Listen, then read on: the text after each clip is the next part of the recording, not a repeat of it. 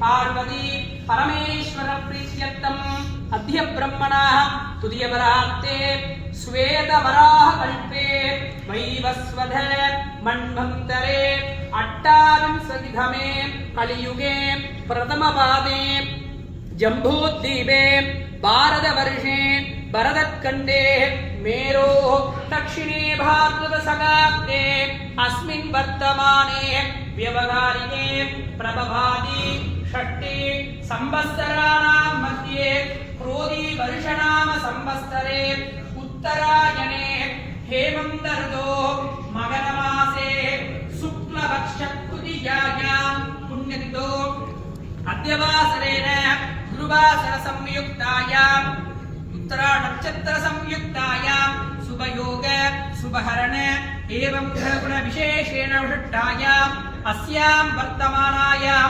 यजमानस्य मोक्ष साम्राज्येन भटत्यर्थं शिवगोद्भवस्य पितॄणां तगप्पनारुடைய பேர் சொல்லுங்க ராஜரத்னம் நாம்யாः यजमानस्य पितामहன் அவருடைய தகப்பனாருடைய பேர் சொல்லுங்க சபாபதி பிள்ளை நாம்யாः यजमानस्य प्रपितामहன் அவருடைய தகப்பனாருடைய பேர் சொல்லுங்க பரமலிங்கம் நாம்யாः यजमानस्य पितॄणां திரும்ப தகப்பனாருடைய பேர் சொல்லுங்க ராஜரத்னம் நாம்யாः மோட்ச சாம்ராஜ்யேன வடத்தம் ஸ்ரீ வடிவாம்பிகா தேவி சமேத ஸ்ரீ மகாமுன்னநாத பரமேஸ்வராய நமः यजमानस्य மோட்ச சாம்ராஜ்யேன வடத்தம் பூர்வாங்க கிரியாகாலேன ஆத்மசாந்தி கிரியாகாலேன சூர்ணோற்சவ கிரியாகாலேன यजमानस्य कर्म करिष्येः दर्भम् उत्तरधोनिरस्य अभोभद्रस्य கையாளமை கொள்ளுங்க திரும்ப கையாளமை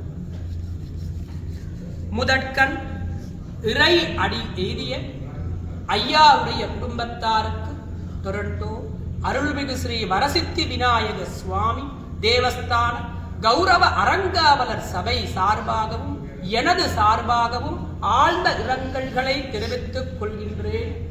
அன்பர்களே, இன்று ஐயாவுடைய இறுதிக்கிரியைகள் நடாத்துகின்ற தருணம். இந்நிகழ்வானது ஏற்படுகின்ற பொழுது நாங்கள் அனைவருமே சொல்லொன்னா துயரத்திற்கு உள்ளாகின்றோம். அடியற்ற மரங்களாகி செய்வது என்னது சொல்வது என்னது போன்ற நிகழ்வுகள் எல்லாம் மறந்து அப்படியே ஸ்தம்பித்து போய் விடுகின்ற ஒரு நிலை ஏற்படுகிறது. இந்த நேரத்தில் இத்தருணத்திலே ஏற்படுகின்ற துன்பத்தை, இத்தருணத்திலே ஏற்படுகின்ற துயரை சொல்வதற்கு கூட எம்மிடம் வார்த்தைகள் இல்லை. நாங்கள் அப்படியே உறைந்து போய் விடுகிறோம் அன்பர்களே இந்த நேரத்தில். இருப்பினும் இந்த நிகழ்வு என்பது நிச்சயிக்கப்பட்ட ஒரு நிகழ்வாகும். இந்நிகழ்வானது சத்தியமானதொரு நிகழ்வாகும். இந்நிகழ்விலிருந்து மீள்பவர்கள் எவரும் இல்லை. முடி சார்ந்த மன்னரும் மற்றுமுள்ளோரும் ஒரு நாள் ஒருபடி சாம்பலாவது திண்ணம். ஆண்டாண்டு காலம் அழுது புரண்டால் மாண்டார்கள் மீள்வது இல்லை என்பதுதான் சத்தியம். இதை நாங்களும் உணர்ந்து மற்றவர்களும் உணர வேண்டும் என்பதற்காகத்தான் அன்பர்களே நாங்கள் நெற்றியிலே திருநீறு கூட அணிகின்றோம். என்றோ ஒரு நாள் இந்த பொய்யான காயம், இந்த பொய்யான உடம்பு, இந்த பொய்யான மெய் ஒருபடி சாம்பலாகி அக்கினிக்கோ மண்ணுக்கோ தானமாகத்தான் போவும் என்பதை என்றுமே மறவாதிருக்கத்தான் அன்பர்களே நாங்கள் நெற்றியிலே திருநீறு கூட அணிகின்றோம். அன்பர்களே, நாங்கள் இங்கு அமர்ந்து உங்களுடைய மனச்சாந்திக்காக 1000 சமாதானங்கள் 1000 வியாக்கியானங்கள் பேசினாலும் ஒருவருடைய பிரிவின் போது ஏற்படுகின்ற துன்பமானது மாறாத வடுவை போன்றது. இருப்பினும் அன்பர்களே, என்னதான் செய்வது? இந்த இயற்கையை, இறைவனை மீறி எங்களால் எதுவுமே செய்ய இயலாது. இயற்கையை, ஆண்டவனை மீறி எங்களால் எதுவுமே செய்ய இயலாது. அனைவருமே என்றோ ஒரு நாள் இந்நிகழ்வுக்கு முகம் கொடுக்கத்தான் வேண்டும். இருப்பினும் அன்பர்களே, எங்களால் செய்ய இயன்ற காரியங்களும் உண்டு.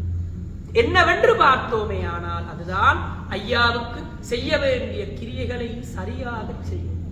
ஐயா செய்த தான தர்மாதி காரியங்களை நிறுத்தாது தொடர்ந்து ஐயாவின் பெயரிலே செய்வது, ஐயா சொன்ன ஐயா காட்டிய நல் வழியிலே செல்வது மட்டும் தான் இப்போதைக்கு எங்களால் செய்ய இயன்ற காரியங்களாகும்.